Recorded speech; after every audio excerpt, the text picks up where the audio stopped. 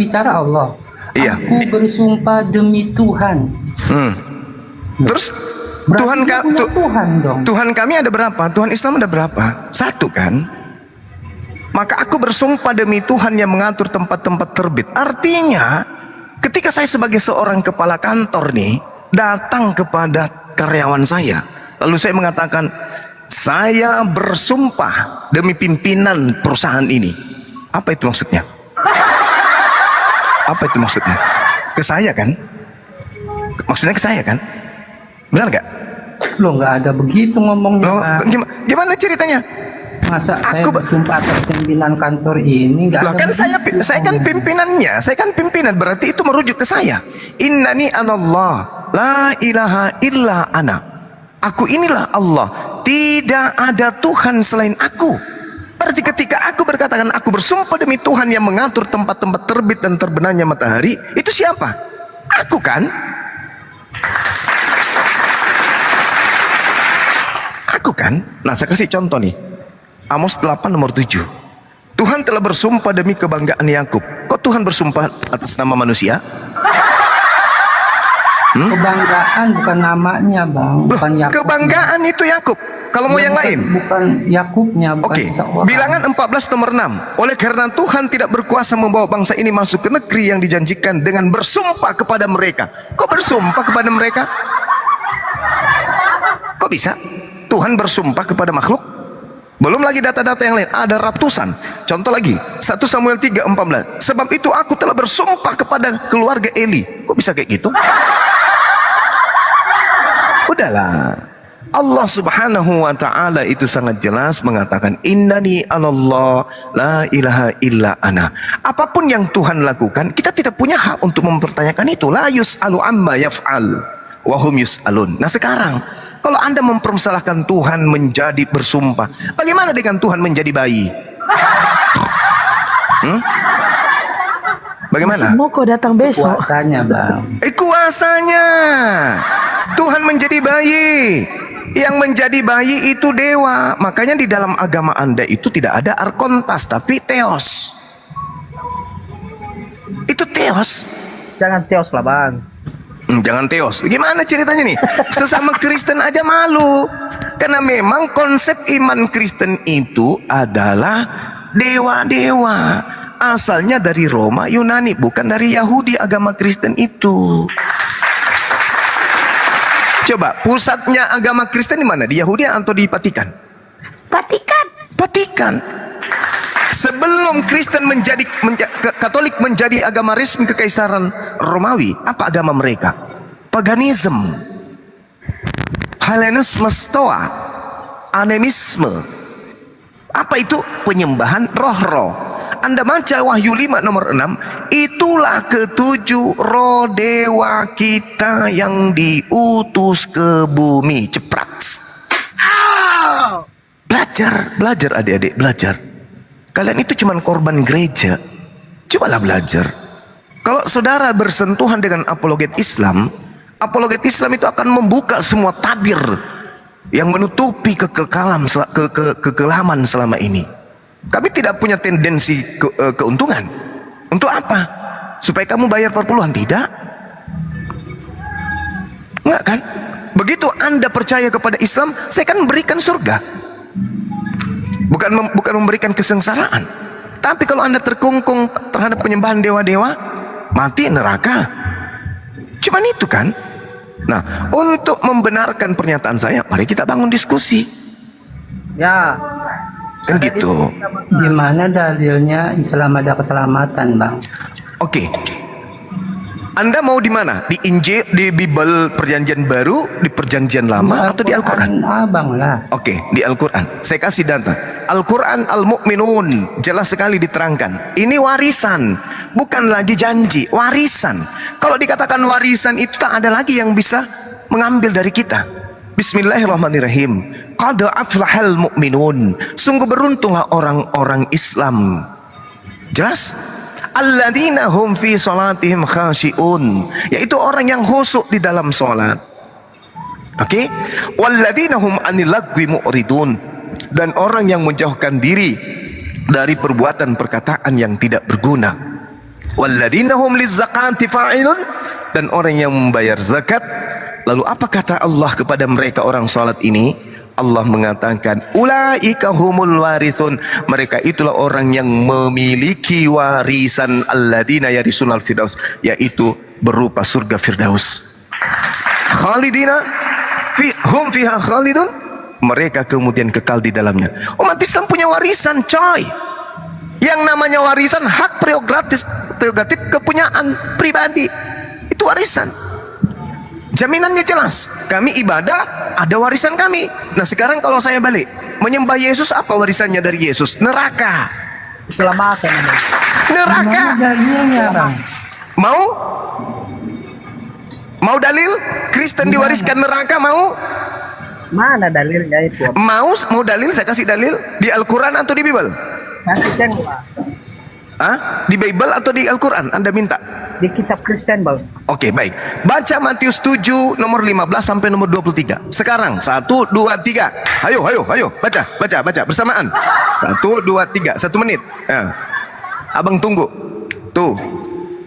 Matius berapa, Bang? Matius 7 nomor 17, nomor 15 sampai nomor 23. Ayo. Semua. Ayo, rajin belajar. Yuk. Elizabeth baca, Elizabeth. Jangan diam aja Elizabeth kalau di situ. baca. Elizabeth Nazim belajar. malah yang baca. Ya, Loh, baca. Kenapa saya yang terlalu disiksa ini malam, ini hari? Oke, saya bacakan ya. Iya, baca aja, Bang. Oke, dengarkan baik-baik. Dikatakan di dalam kitab saudara adik-adik ini, di dalam Matius 7. Ini harus kita pelajari dengan seksama dalam tempo yang sesingkat-singkatnya. Oke? Waspadalah kepada nabi-nabi palsu yang datang kepadamu dengan menyamar seperti domba, sesungguhnya mereka adalah serigala yang buas. Ini nasihat Yesus kepada muridnya orang Yahudi. Dari buahnya lah kamu akan melihat dan mengenal mereka. Dapatkah orang memetik buah anggur dari semak duri dan buah ara dari rumput duri? Demikianlah setiap pohon yang baik menghasilkan buah yang baik, sedangkan pohon yang tidak baik menghasilkan buah yang tidak baik. Tidak mungkin pohon yang baik itu menghasilkan buah yang tidak baik, dan tidak mungkin pohon yang tidak baik itu menghasilkan buah yang baik. Dan setiap pohon yang tidak menghasilkan buah yang baik pasti ditebang dan dibuang ke dalam api. Jadi dari buahnya lah kamu akan mengenal mereka. Aduh, Dengar. Bang, itu sih tentang Mamat itu, Bang. Hah? Kita lihat dulu. Baca itu tentang Oke. Muhammad Kita itu, Bang. lihat dulu. Kita lihat dulu. Ya, Bang, itu. Itulah nabi palsu itu, Bang. Oke, kita lihat dulu. Sabar. Kita lihat dulu. Itu berbulu bonda, Waduh, berbulu nggak bisa. domba, tapi serigala, Bang. Nggak bisa diam ini kah? Murid yang ini ada pintu kan banyak? Ya. Oke, kita lihat. Tunggu. Kan belum selesai. Saya belum selesai. Itu ayat untuk Muhammad itu, Bang. Saya belum selesai. Izinkan saya 1 menit. Habis itu kalian komentar sampai mulut kalian robek. Oke. Jadi kata Yesus, jadi dari buahnya kamu akan mengenal dia. Satu. Bukan setiap orang yang berseru kepadaku Tuhan, Tuhan akan masuk ke dalam kerajaan surga, melainkan dia yang melakukan kehendak Bapakku yang di surga. Tunjukkan bukti Nabi Muhammad pernah memanggil Yesus Tuhan. Satu ya. Satu. Sabar. Belum. 1 menit saya minta. Pada hari terakhir banyak orang akan berseru kepadaku Tuhan. Tunjukkan di mana Nabi Muhammad menyeru Yesus Tuhan. Bukankah kami bernubuat demi namamu? Tunjukkan di mana Nabi Muhammad bernubuat pakai nama Yesus. Mengusir setan pakai nama Yesus. Tunjukkan di mana Nabi Muhammad mengusir setan pakai nama Yesus. Mengadakan mukjizat dalam nama Yesus. Di mana Nabi Muhammad mengusir setan pakai nama Yesus. Itu 4 tanda-tanda dari buah nabi palsu. Tunjukkan buktinya. Apakah ada di Islam buah ini atau ada di Kristen? Apa kata Yesus? Pada waktu itulah aku akan berterus terang kepada mereka. Aku tidak pernah mengenal kamu. Enyahlah daripada aku, kamu sekalian pembuat kejahatan. Ingat, kejahatan. Dengar. Di dalam Matius 13 nomor 50, pembuat kejahatan dilemparkan ke dalam api neraka. Pertanyaan saya, adik-adik saya, di mana buah orang-orang yang memanggil Yesus Tuhan, bernubuat pakai nama Yesus, mengusir setan pakai nama Yesus, bermujizat pakai nama Yesus? Apakah di Islam atau di Kristen? Silakan. Saya ingin dengar. Oh, Abang menelak kalimatnya itu begitu ya, Bang? Loh, lalu? Ini, Bang, tentang Dari buahnya kan? Kan Yesus mengatakan dari buahnya kau mengenal dia. Nah, buahnya saya sudah kasih 4 poin. Di mana itu terjadi buah itu? Di Kristen apa di Islam? Jawab. Bang, ini dulu bang, itu buahnya itu kayak mana tuh bang? Itu buahnya sudah jelas 4. Jangan gila dong. Jangan matikan akal dong.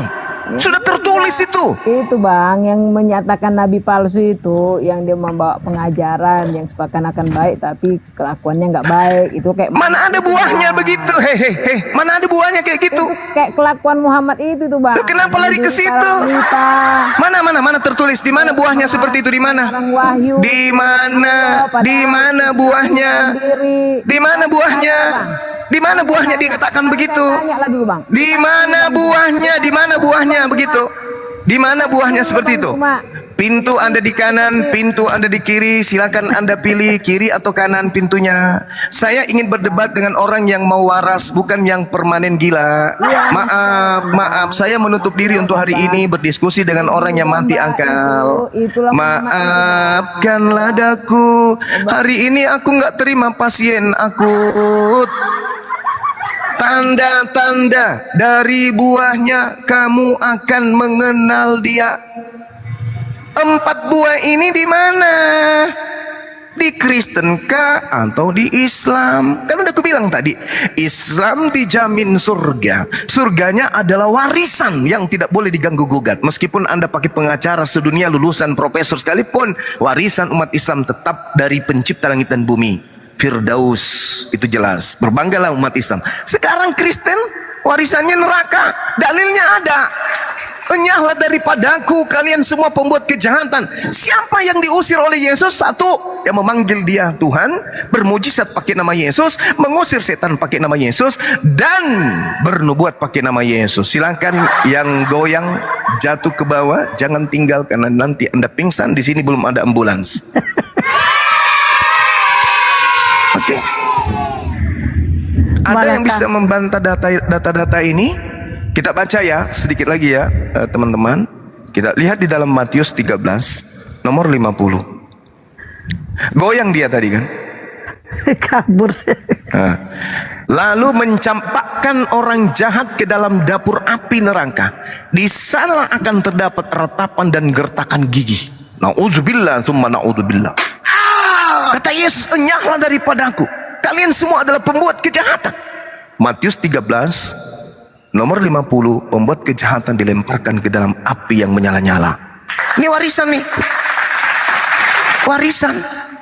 Warisan yang diberikan oleh Yesus kepada orang Kristen. Ini jelas. Tunjuk satu agama di luar Kristen yang memanggil Yesus Tuhan. Tak ada. Yang bermujizat pakai nama Yesus tak ada. Meramal pakai nama Yesus tak ada. Mengusir setan pakai nama Yesus tak ada. Lihat tuh, Andi Simon tuh, itu tanda-tandanya. Dalam nama Yesus, dalam nama Yesus, kukutuk kau jadi batu tawas. Itu ada kan? Ada kan itu? Di dalam gereja atau dimanapun mengusir setan. Ini di mana buahnya?